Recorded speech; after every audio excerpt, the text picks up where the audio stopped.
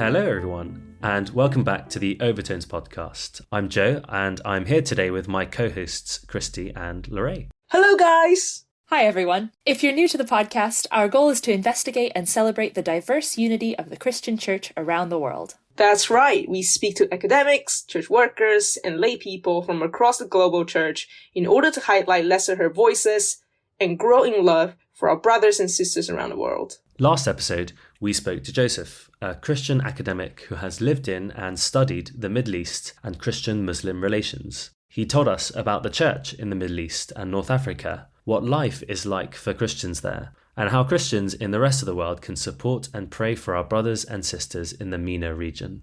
After recording that episode, we also spoke to Joseph about some of the current geopolitical issues in the Middle East. And so this week we're sharing those conversations with you and some of our reflections on the situation at the moment. So stay with us as we hear from Joseph and discuss how Christians should think about these pressing issues.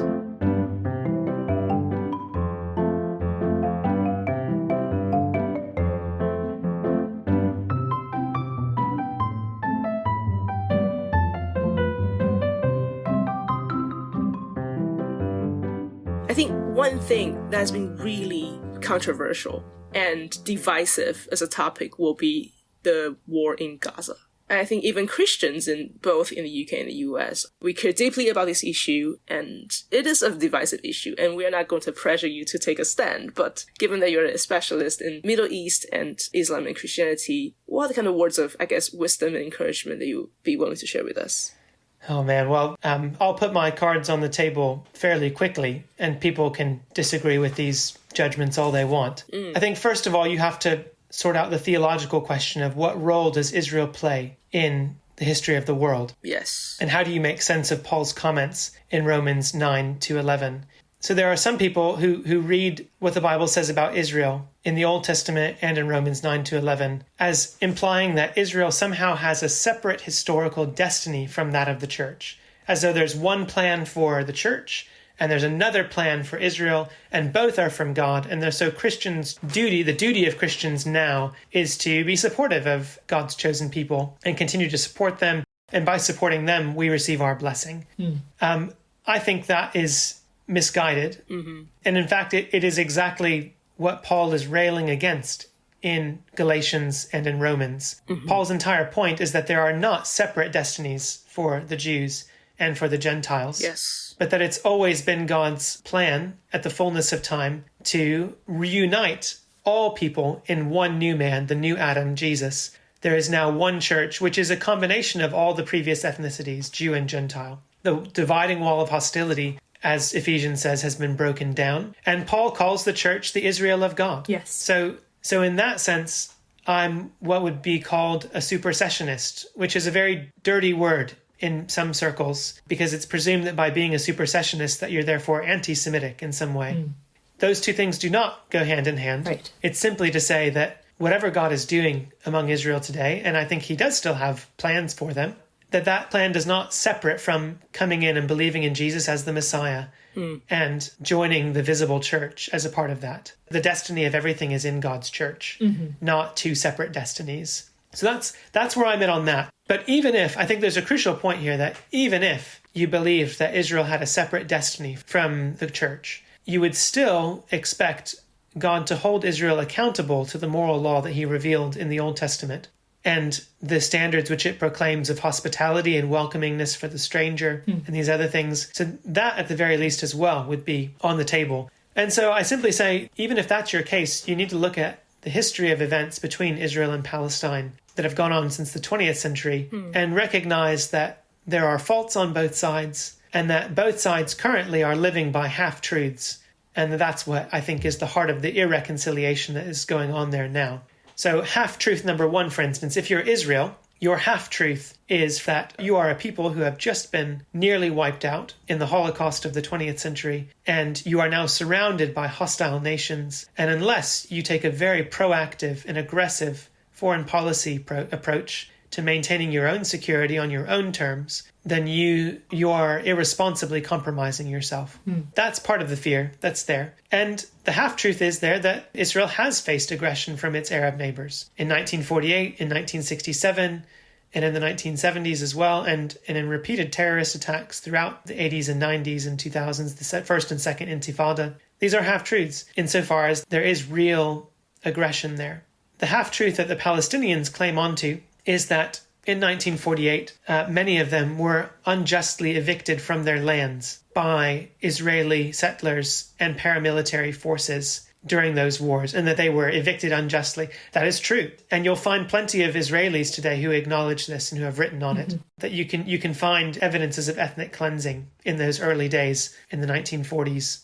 So there's real problems on both sides. But neither side has the whole truth there, and neither side is willing to acknowledge the claim of the other in going forward. And you think if you're a Christian on either side, you'd have to fill in the gap that the other side is unwilling to fill in. If you're a Christian Israeli, you'd have to be saying, look, we have to be willing to compromise some elements of our security to love our neighbors. And we cannot paint these people in broad brushstrokes. We have to be willing to think outside the box on how we do this. You can imagine, for instance, after the horrors of October 7th and the massacre, what if the Israeli government, instead of immediately calling for the destruction of Hamas in a military campaign, had said, what we are going to do is we're going to create within Israel a day for national Palestinian blessing, where we honor those Palestinians who live in Israel faithfully as loyal citizens, doing what they should be doing, going about their everyday lives peacefully and in a manner of goodwill. We want to honor those people rather than focus on the horror that Hamas has just done. That would change the narrative in such a big way. It would have kept the kind of moral force on Israel's side and put massive pressure on Hamas. And it would have enabled this deal with Saudi Arabia and some other Arab nations, which was on the table secretly before Hamas's attack. That would have made better peace for the region, and which would have, again, lessened the narrative of we are surrounded by hostile neighbors. But they can't do that without something like a cruciform understanding of history. And Israeli leaders who have taken those kind of steps of vulnerability in the past and making peace with their Arab neighbors, it's worth saying that they've faced huge challenges, not least of all facing death for it. The Israeli prime minister who made peace with Egypt was assassinated. Right. So it is costly even for Israelis to do this. And if you're a Palestinian, you have to think, yes, there are some injustices going on against you systematically as a result of these people. But you have to realize that all of the major political actors who have been representing your side have been military aggressors. The most influential Palestinian leader in the 20th century was Yasser Arafat, who was, by his own ideology, a revolutionary Marxist in some ways, who believed that military struggle was the only way forward. And he only changed tone on that at the very end of his life, by which time it was far too late to do anything constructive. So, Palestinians await their Gandhi, as it were, somebody who, Gandhi was not a believer, but he was willing to take Jesus' Sermon on the Mount seriously about how to deal with unjust power relations. And he put enormous pressure on the British Empire internationally to grant India independence simply because of his non-violent civil disobedience. That kind of force has been lacking in Palestinian politics in the 20th century. And that's what you'd want to see, is some kind of willingness to bless one's enemies on either side, which we just don't find without a major Christian movement there. So that's what I would want to see. There's a way to think Christianly from either side, and both sides have legitimate wrongs. That's so nuanced and helpful, yes. Joseph, thank you. How would you respond to Christians who say that this war in Gaza is a just war? You've heard that quite a lot, that Christians saying that it was a just reaction because of what happened, the terrorist attacks. Sure. So Christians think about just war criteria along kind of two principles. The first is thinking about the justice of going to war, and then the second is the justice of enacting war. Once you're in war, how do you behave? So the criteria for going to war typically involve having a just cause, which for Christians has to be a grave injustice that needs rectifying. So certainly you could say that criteria is there. Certainly Hamas represents a grave injustice. It's part of their constitution to eliminate Israel as a whole. So they are politically a persona non grata. You also, though, in going to war, have to have a legitimate prospect of success. I think this one's a bit more questionable for Israel in terms of the strategy that they're enacting. The mission that Israel has set for itself is total destruction of Hamas, which would require either a complete occupation of the territory in kind of a comprehensive way, which Israel has not done. They've kind of established pockets of their presence And then they've pulled out of areas at the end of that. They don't want to maintain areas, as it were. They see that as too costly and too stretching on their own resources. So essentially what you're doing is you're just having them there. And when they see something pop up, it's kind of a whack-a-mole strategy. Right. Which is very, arguably, that strategy probably creates as many problems as it tries to solve. Insofar as you're probably just hardening a future generation of Palestinians to hate you. Mm-hmm. And you're creating the very thing that you are trying to eliminate on a large scale. Well said. So prospect of success, if your mission is total destruction of Hamas, rather than, for instance, simply limiting their ability to ever strike Israel again, you might fall down there. In terms of justice in war, how you conduct it, a lot of attention has been paid to the issue of proportionality. Mm-hmm. So there's a law in war that you're not allowed to deliberately target or directly target civilians. And Israel seems to be, by and large, abiding by that. They're not directly targeting civilians. But you are still allowed to, civilians are still permitted to perish in warfare. And it's one of the things that makes war so terrible, is that there's no real way to guarantee that citizens cannot be killed. The doctrine that this falls under is the doctrine of proportionality, which is that insofar as you are directly targeting combatants, military targets, the damage that occurs to civilian life and civilian infrastructure needs to be somehow proportionate to the target being taken. So this has recently played out, for instance, in an IDF's bombing of a school, which was being used by Hamas terrorists to house some of their operations. And Hamas does this deliberately, by the way. They embed their forces within civilian targets because they want the international world to be morally outraged at what's going on and to try and leverage that to their success. So that's worth saying that does happen. And that also tells you what kind of force they are. Yep. But Israel was pressed to justify who it was they were going after and the seniority and the number of those combatants compared to the number of civilian lives lost. Exactly how do you establish what's proportionate? It's very tricky. I think it's a very, very slippery thing that probably actually just war theorists themselves haven't worked out yet. I think probably the criteria which is most suspect in this case is the plan to restore just peace afterwards. Mm-hmm. And there's been a real reluctance on Israel's side so far to say what will happen after Hamas is destroyed. Right.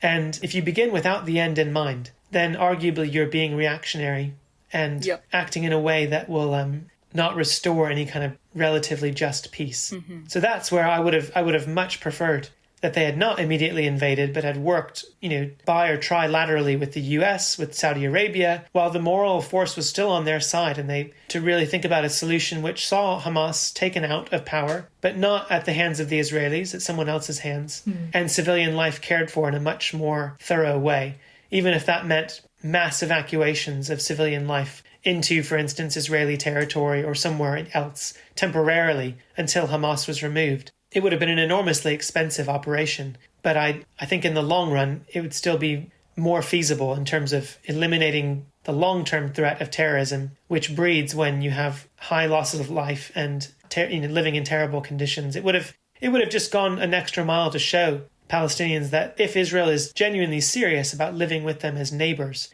and not trying to ultimately remove them in some way from the land, that would have been a way to do that. Thank you, Joseph. That's really helpful. But we live in a broken world and we pray for the Lord to come again. Yes. Amen.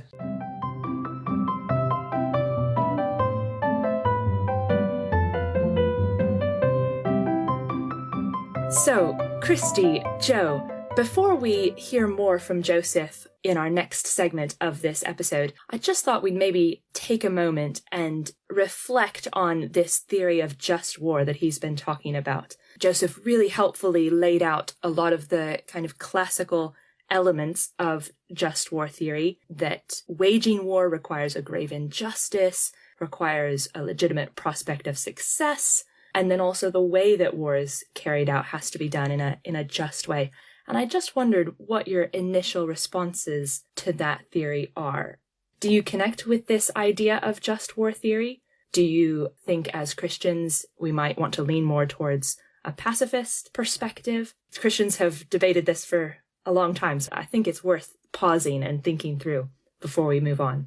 Yeah, I thought that was really helpful. LaRae, like you said, I think there are a couple of things that Joseph highlighted that I thought was really helpful. I think very often, especially if you go to social media, you look at all those posts and reactions to news about the war in Gaza and other things, you see people being angry and I think sometimes rightfully angry about Sure. the things that they've read. Either it is the destruction that they see in Gaza or the kind of terrorist attacks by Hamas. These are things that anyone can look at and see, yes, I see a lot of destruction, bloodshed, violence, evil. But then if you go back to the just war theory, I think even Christians can very quickly say, well, this is what happened, and that's why you have to destroy Hamas, right? And you have very kind of simple cause and effect, which it can easily sound very convincing. Because we all know, violence, bloodshed, these are things that need to be put to a stop. And no matter what angle you take, then you can very easily justify whatever reaction that you have. And I think what Joseph has put very beautifully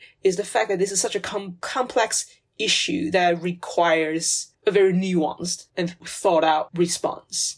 From the motives to the purpose of the war and strategies. Have we thought everything through? One thing that you mentioned, the legitimate prospect of success. If we're able to achieve peace successfully at the end, then it almost sort of makes sense to do something about it and achieve that. But if it's not even really realistic from that perspective, is this war actually justified?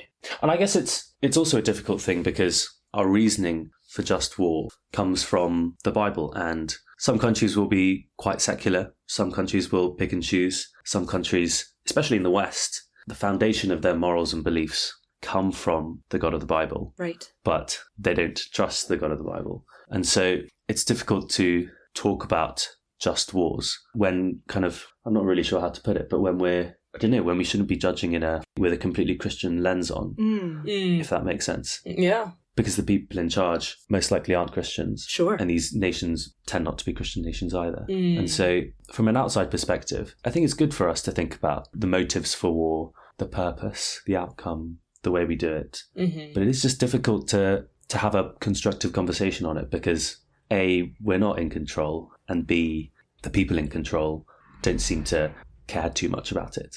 Right. In the way that we care about it. Yeah, for sure. And it's all so tied up with local politics, geopolitical relations, and all the different kind of interests, national interest, personal interest. And like you said, I think very often we feel very frustrated and weak and powerless. Certainly. Yeah. And kind of going off what you said, Joe, when you have a different definition of justice, of course you're going to have a different definition of what counts as a just war. I think our world craves justice and it craves peace.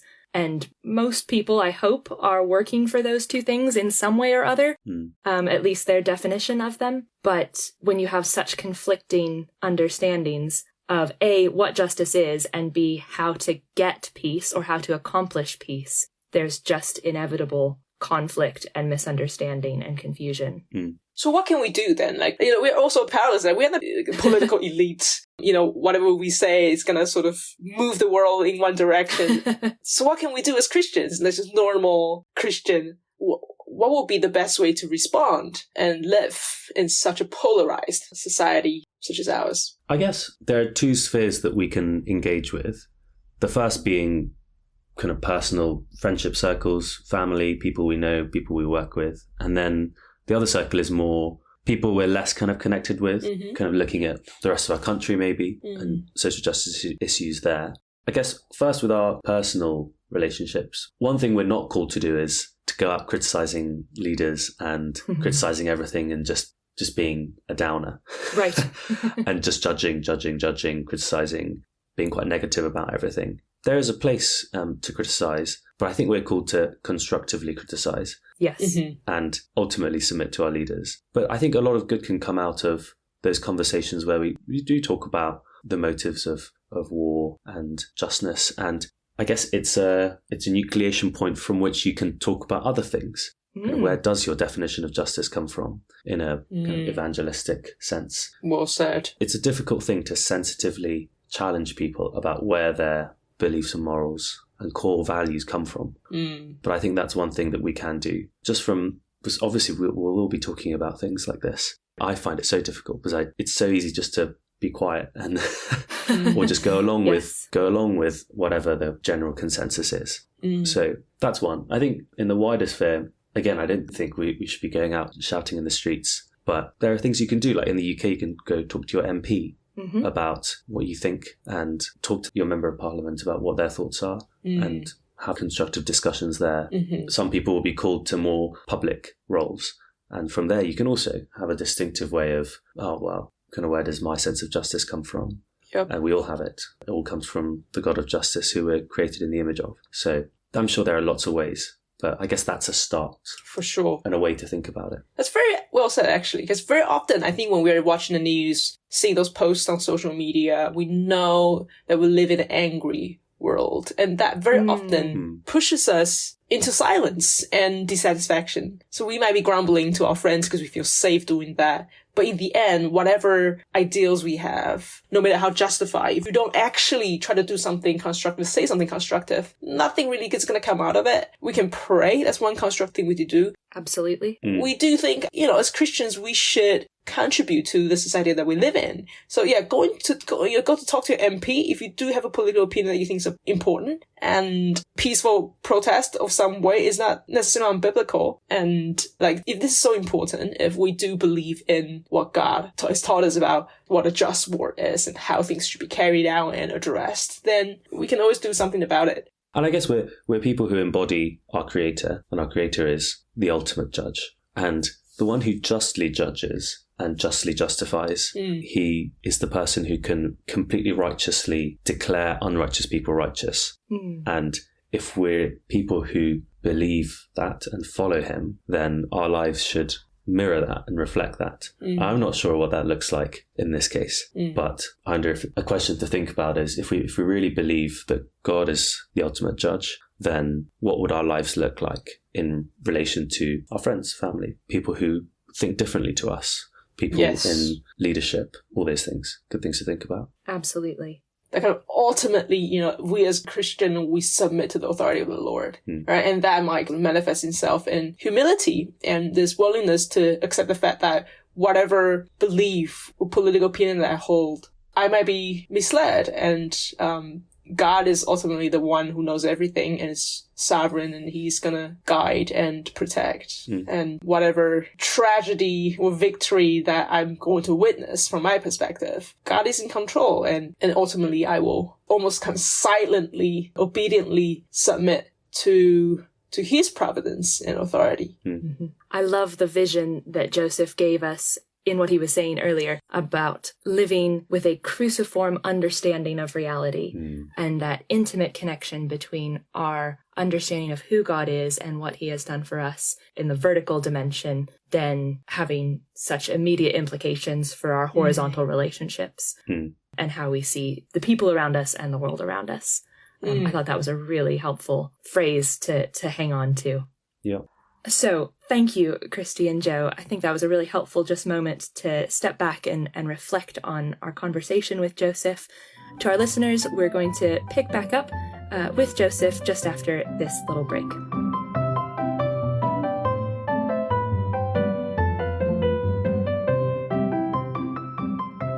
Especially in the past few months, this idea of immigrant or immigration or immigrant crime, the idea that people started to throw around, are very much kind of tied up to their imagination or concept of what people from Middle East, I think especially, Muslim community, Islam, these are all sort of tied up together. But then what you're saying, Joseph, is that it's way more complicated than that. And let's say in the year 2000, we can see that in various countries, they have up to 30% of people being Christian. And now the numbers are drastically dropping. Then we can kind of safely assume that they have become immigrants to other places. And that's a really high number too. And I just wonder whether you can talk a little bit more about that. How about the more kind of domestic situation? And how about Christians in, let's say, in the US and UK? How can they kind of be challenged, to kind of truly understand the idea of kind of immigrants and maybe more specifically people from Middle East and regions? Yeah, I guess one distinction that's important to make, and it's often said, is that not all Arabs are Muslims and not all Muslims are Arabs. So that's a common misconception. Arab is an ethnic category. Muslim is a religious category. So there are Arab Christians and there are Arab Muslims. And there are Muslims who are not Arab. It's commonly said that the largest Muslim country in the world is not in the Middle East at all. It's in Southeast Asia. It's Indonesia, which has over 200 million Muslims living there. So that's an important thing just to be aware of. And in terms of how we how we think about migration, I mean, that's a very complex topic that involves lots of political factors. Yes. At the root of it is an issue about tradition and representation. And when reactions to immigration occur, often the fear is that it's happening so quickly or in such a way that either people who already live there, their own access to the good will decline, Yes. or that the way in which the good is experienced in their home country will be changed by these traditions coming in. Now, of course, if you realize that a good chunk of the people fleeing from the Middle East to your country in, say, Europe or in America are actually from a Christian background, that does relieve some of the fear that they're representing an alternative tradition. They are representing an alternative version of the tradition you hold. Yes. But by and large, there's a lot of overlap there. And it should also be said that this is not, if we're going to talk about migration and problems of welcoming the foreigner, these are not problems which the West suffers with peculiarly. So migration has been a huge problem throughout the 20th century within the Middle East as well. So one of the problems constantly besetting Lebanon, for instance, and the surrounding countries, Jordan as well, is what to do with Palestinians. Right. So you have, after the 1967 war, the ability of Palestinian militants to operate from within the West Bank and Gaza and these areas which are no longer under their control is effectively curtailed, which means that they need to launch their operations from other countries. And Jordan has a huge population of Palestinians, but the King of Jordan sees this problem and realizes this is going to be a major problem for us. So in 1970, he expels all Palestinian militants from Jordan and a good chunk of the civilian population as well. Wow. In an event that Palestinians call Black September. And they are forced across Syria into southern Lebanon, where Lebanon as a democracy, rather than as a monarchy, is not able to muster the political force necessary to oppose Palestinian militancy. And they are forced by the other Arab nations, according to an agreement called the Cairo Agreement, essentially to allow the Palestinian militant groups to operate from southern Lebanon. This then leads eventually to the 1982 Israeli invasion of southern Lebanon in an attempt to remove these Palestinian militant groups. It also, even before that, in 1974 and 5, it was one of the reasons that the Lebanese civil war kicked off. And more recently, the question hasn't been Palestinians, but Syrians living in Lebanon. Right. And there's been a pretty large-scale resentment in Lebanon of Syrians living there, not least of all because they were part of an invading coalition which occupied Lebanon during the Civil War, but also because, as you would when you're living by the skin of your teeth, you're going to try and get money any way you can. And if you're a Syrian doctor who's been forced to flee Syria, you might offer your services at a very cheap and reduced rate compared to what a Lebanese doctor charges. And suddenly, as a Lebanese doctor, you don't have any more business. So These kinds of problems are not just Western, they're Middle Eastern as well. And they call for a really, really robust Christian response that has to recognize the costs involved. I think it's safe to say that the Lebanese Christians didn't think about the prospect of Palestinians coming to Lebanon in church terms, in terms of an opportunity for evangelism and witness and hospitality. They saw it as a political threat. If we allow these people permanent residence here, they will form the majority, and our minority, we will then be the minority in a democracy, and we will lose power and the right to be here in a Christian way. So these are complicated issues. Yes. Hostility towards migration is not just a Western phenomenon. Right. Yep. It's a pretty universal phenomenon that has to be challenged with Christian wisdom.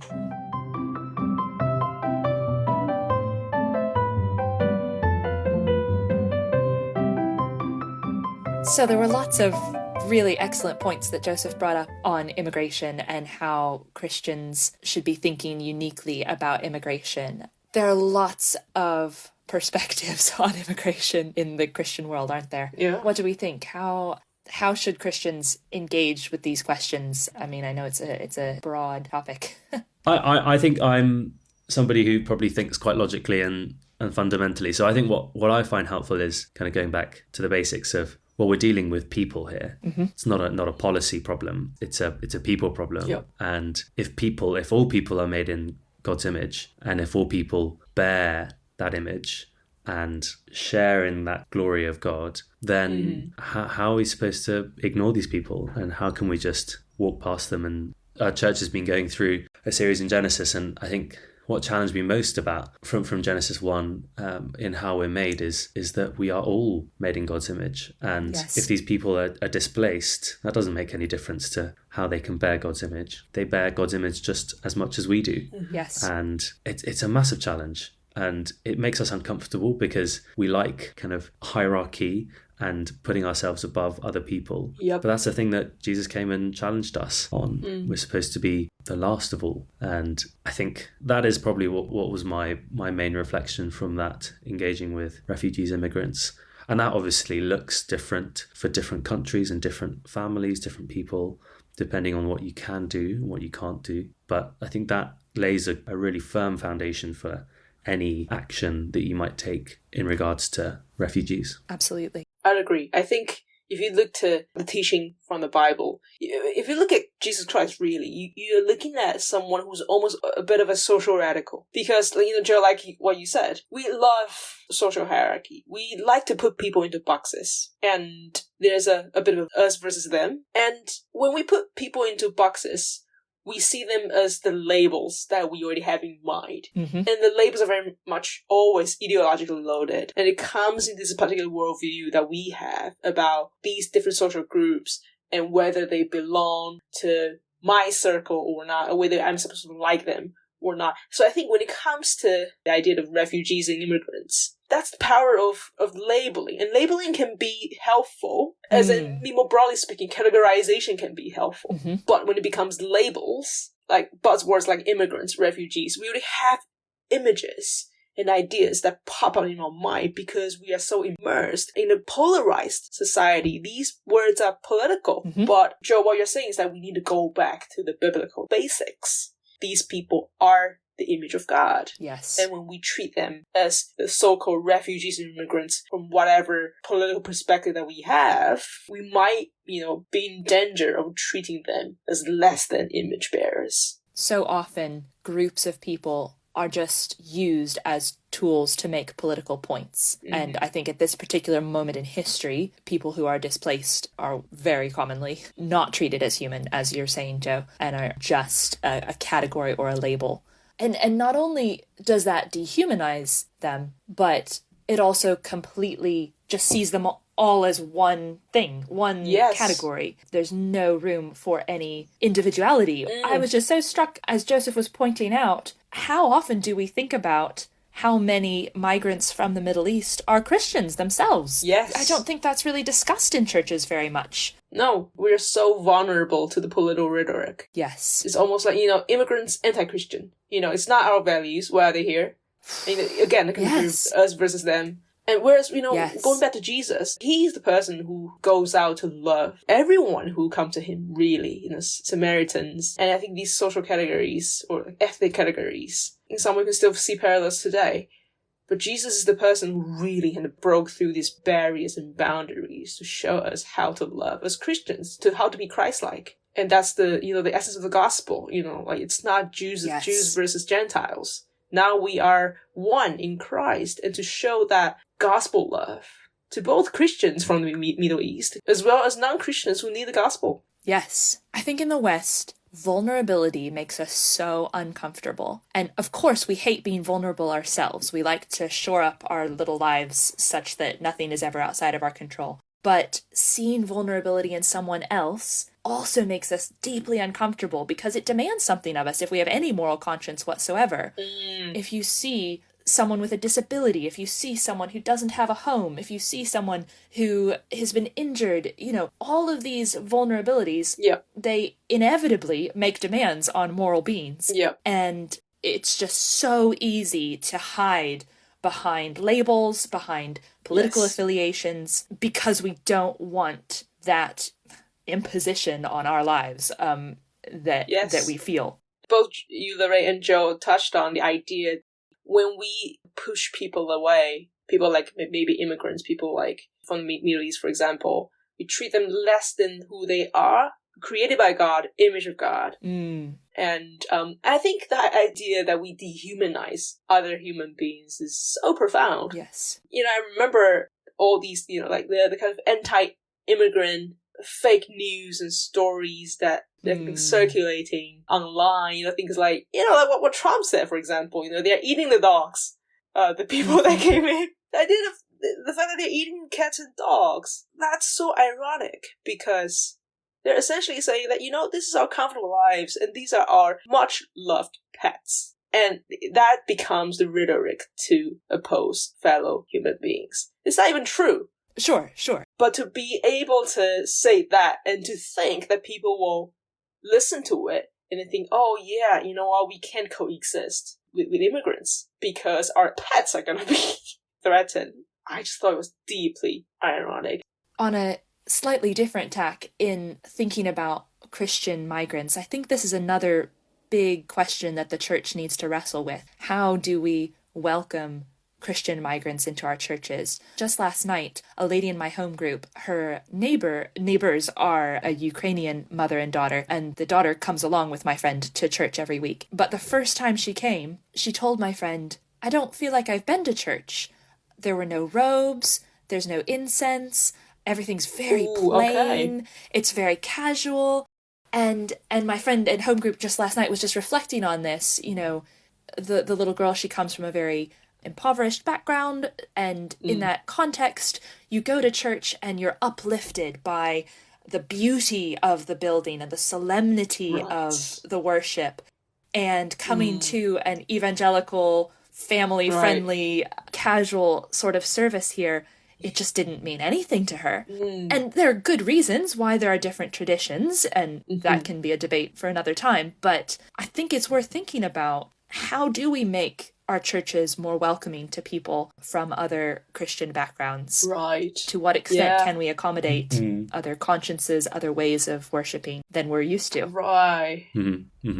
Yeah, and that comes down to getting to know who they are and really building that relationship across so many divides that the world would say stop us from connecting to those types of people. Right. Very true. On that note, Joe, do you have any friends who are like immigrants, first generation immigrants? I'm an immigrant. Yeah. I guess at our church we have lots of like international students. And I think that is a massive change, especially when you're young, kind of young adulthood. Maybe you've just left school, just leaving parents behind, different country, different institution, different church, food's different, culture's everything's different. And I think the people who have settled most quickly and well are probably the people who've thrown themselves into church and gotten to know people and have had people in their lives who really wanted to get to know them. Yeah. Tell me about how you do this at back home, or tell me about your family. Yeah. Or let's do a potluck where we bring food from each of our home countries and introduce each other to our cultures. I think it's the people who've served at church, who've got into serving, who have settled the quickest. And true. Yeah, it is difficult though. And I think they long for people who can sympathize. And yes, if you're from a different culture, that will be more difficult. But as we get to know them and spend time with them, kind of sharing our lives with them, that's when you start to be able to understand and sympathize a bit and help them settle. Not saying that you need to change to be one of us. Yeah. But actually, you're already part of our church family. You're already my brother or sister. You are family. So let me treat you like family. That's the essence of Christian life, isn't it? Fellowship. And fellowship isn't about going to church every Sunday, hanging out with my friends. If we get too comfortable with the way we socialize, we're probably not doing it quite right. Yes. Breaking that boundary, always looking out for people who don't really fit in, who are new, foreigners. That's how we show hospitality, and that's how we show other people, that God loves them. That's what fellowship should be about. How to be Christ-like towards each other, and to be truly united in Christ in love.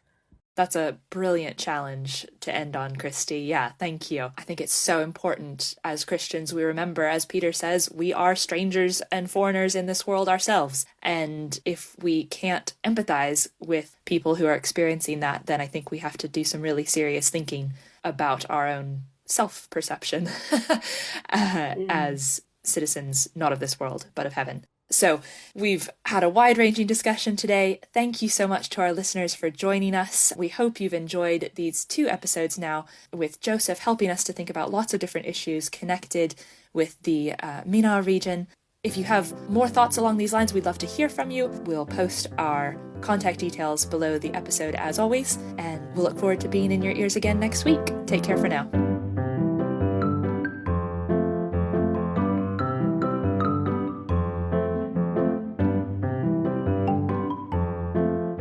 Thanks for tuning into the Overtones podcast today.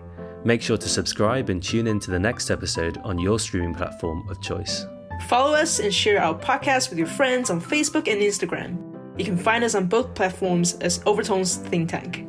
And if you'd like to get in touch with feedback, comments, or other ideas, our email address is podcast@overtonesproject.com. See you next week.